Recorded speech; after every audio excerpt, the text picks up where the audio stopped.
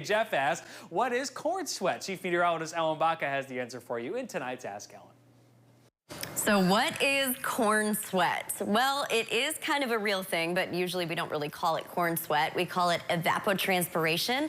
What's interesting is, just like human bodies release sweat so that we can regulate our temperature, areas of corn also release water, just like every plant, so that they can regulate their environment. So how does this work? Roots draw up water from the ground, and then that water is released from the leaves into the air. And this can add to the humidity by a pretty decent amount.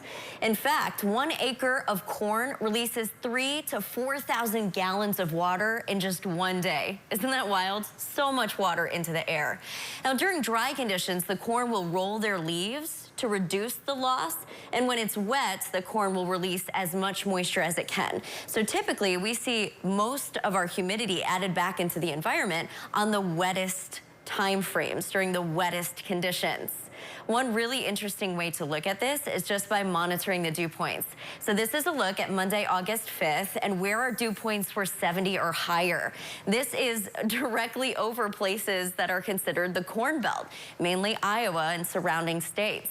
This is a map showing how much corn is harvested, and you can see it's almost exactly the same as where we saw the surge in dew point on the 5th.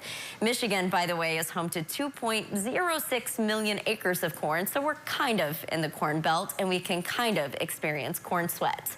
Corn sweat can fuel storms, and it reaches its peak in the summer, so enjoy all of that extra humidity in the air.